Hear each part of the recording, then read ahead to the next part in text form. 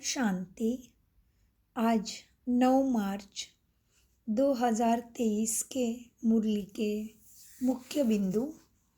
बाप दादा आज हमें कहते हैं, बच्चे तुम्हें बाबा को याद करने है। बाबा को याद करने से ही तुम्हारे पाप कर्म माना विकारों का मैल भस्म होगा, तुम विक्रमाजीत बनेंगे। तुम्हें बाप के एक्यूपेशन का और गुणों सहित उसे याद करना है। तो तुम्हें एक्यूपेशन मालूम होना चाहिए, याद रहना चाहिए कि बाबा करता क्या है। उसके बाद बाबा ने प्रश्न में कहा है, ज्ञान की धारणा किन बच्चों को बहुत सहज हो जाती है। एक होता है भोजन बहुत शुद्ध हो, बाप को स्वीकार कराकर माना भोग लगाकर फिर खाने से भी ज्ञान की धारणा अच्छी होती है। ज्ञान को धारण करते करते तुम मुरलीधर बन जाते हो, माना मुरली की हर बात धारणा में आ जाती है, माना आज्ञाकारी। और फिर बाबा कहते, जिनमें कोई भी पुरानी उल्टे सुलटे संस्कार नहीं है, जिनकी बुद्धि याद से शुद्ध हो जाती है, उन्हें भी ज्ञान की बहुत अच्छी धारणा होती है। फिर किनको होगी ज्ञान की धारणा बहुत सहजता से? जिसकी बुद्धि पवित्र है। अविनाशी ज्ञान रत्न उसी बुद्धि में ठहरेंगे। तो पवित्र बुद्धि में ही अविनाशी ज्ञान रत्न ठहरेंगे। और गीत चला है मुरली में, तुम्हारे बुलाने को जी चाहता है। ओम शांति।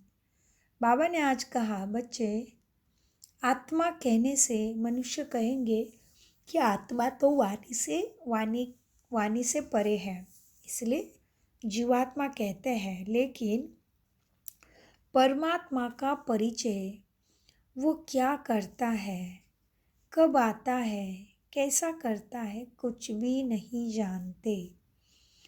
और फिर बाबा ने बताया, विष्णु को गरुड़ पे दिखाते हैं, लेकिन ऐसे कोई बात नहीं है। जब तक ब्रह्मा नहीं बना तब तक विष्णु नहीं बनेगा।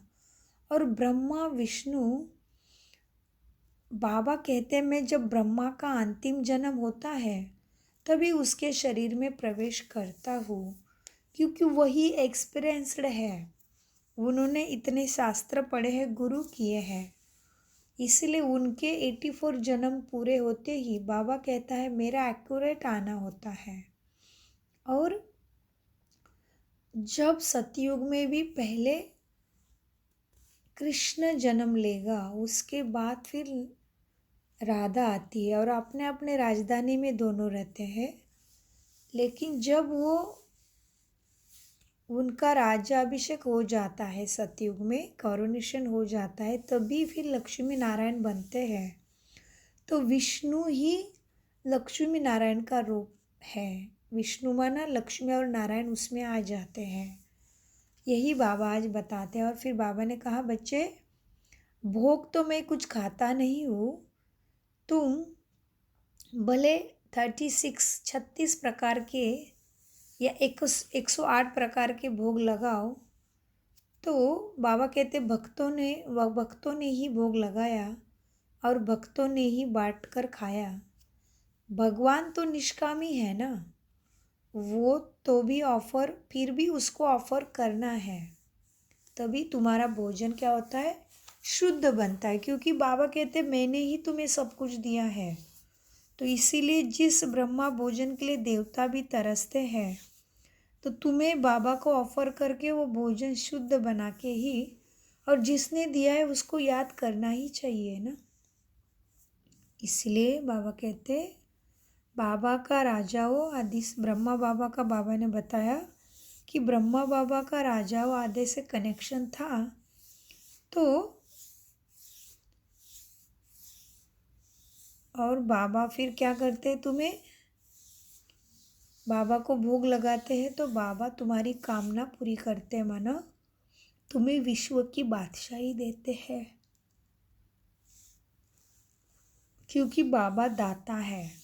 और ये सारी बातें कैसी है, सुख समझने के लिए सूक्ष्म है।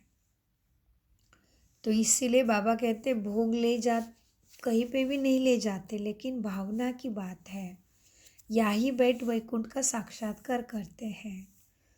तो यहाँ से जैसे कि मन से गुम है, भोग भी इसी तरह से लगाते हैं, तो बाबा उसमें से भावना और वासना लेता है, तो भोग लगा के ही खाना है। अच्छा, मीठे मीठे सिकिलदे बच्चों प्रति माता पिता बाप दादा का याद प्यारा और गुड मॉर्निंग।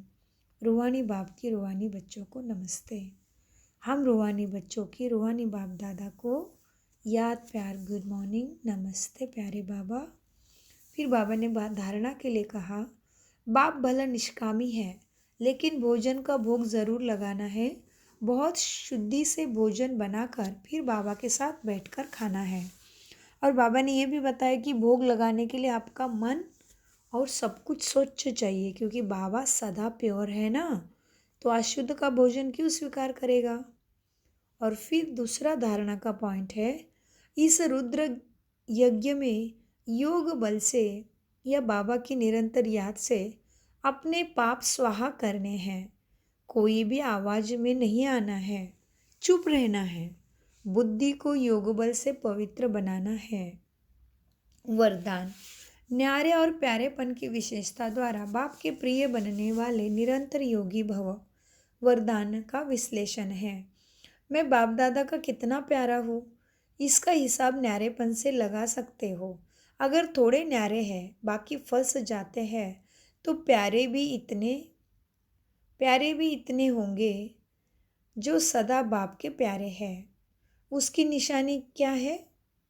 स्वतः ही याद में रहेंगे।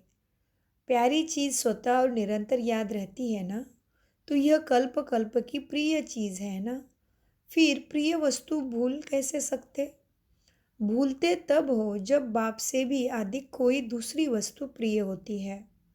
अगर सदा बाप को प्रिय समझो तो निरंतर योग बन जाएगा और तुम्हारे प्राप्ति भी होगी और पापों का भी भस्मा होगा। स्लोगन, जो अपने नाम मान शान का त्याग कर बेहद की सेवा में रहते हैं वही परोपकारी है। ओम शांति। मीठे प्यारे बाप दादा का अनगिनत पदम गुना शुक्रिया प्यारे बाबा, शुक्रिया।